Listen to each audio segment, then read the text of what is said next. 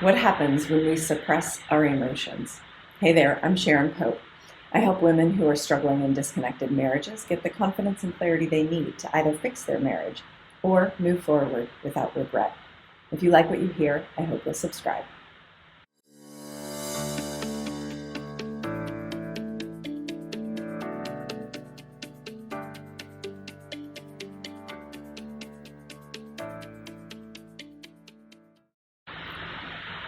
So today we're talking about what happens when we suppress our emotions.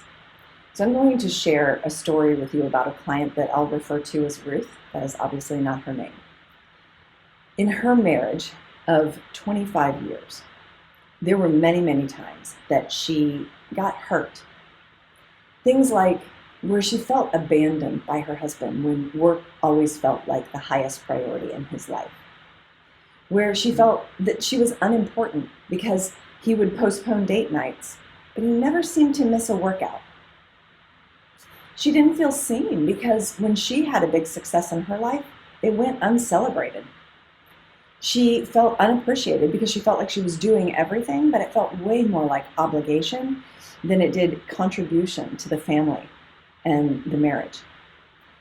She also felt unheard because when she would express her frustration about what was happening or not happening inside the marriage, she got shut down by her husband because her expressing any type of negative emotion or having really difficult conversations wasn't something that he was comfortable with, and so he just always did what he needed to do to shut that down.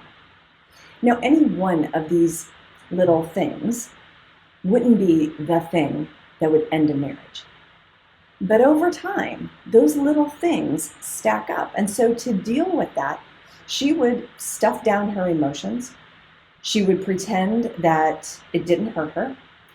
And she would keep a certain amount of emotional distance between her and her husband because she didn't want to get hurt. That was the way that she kept the peace in the relationship. Because if she brought it up, she was going to get shut down, and that would only make her angrier. So what she did is she just suppressed it all. But when it comes to our emotions, you can't BS yourself. So when we get hurt like that repeatedly over time, we're very clever about creating different defense mechanisms so that we don't have to be hurt again, right? And here's the thing about being hurt. We build up walls around our heart. We shut down to being open to our partners, which kills any chance of intimacy. And we create emotional distance between ourselves and our partners because we don't want to be disappointed again, and we don't want to be hurt again. But there's an interesting thing that happens when we protect our hearts like that and we build that very high wall around us. Yeah, we protect ourselves from hurt, but it's very lonely back there behind that wall. Because that protection also keeps us isolated. It keeps us from having the deeper, more intimate types of relationships that we genuinely really want. Of course, it's true, where there is no feeling, there is no hurt, but there also is no love. We don't get to feel all the positive emotions of appreciation and love and support and power in our lives if we're not also willing to feel the negative emotions of fear and guilt and shame and doubt and anger. You see, we can't just selectively numb all the negative stuff but still get to feel the high highs, right? So you have to be willing to either feel it all and be all in, or be all out and feel nothing ever. I'm not going to feel any of the hurt, but therefore I'm also not going to feel any of the love. Now that is true in our lives, but it is absolutely true inside of our marriages.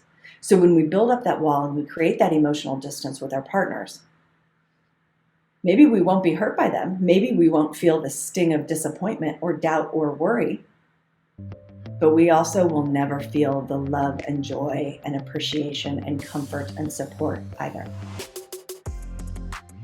So we've got a choice to make now. When it comes to our emotions, are we going to be the woman that is willing to feel those emotions of life, or are we going to numb out to all of it? Are you all in or are you all out? That's really the question, and it's just a choice. If you like what you heard, if you found this helpful, I hope you'll subscribe to the channel. If you want to know whenever there's a new video coming, just hit the red bell in the upper right corner. And if you want to check out my book, Stay or Go, How to Find the Confidence and Clarity You Need to Either Fix Your Marriage or Move Forward Without Regret, you can check that out. Take good care.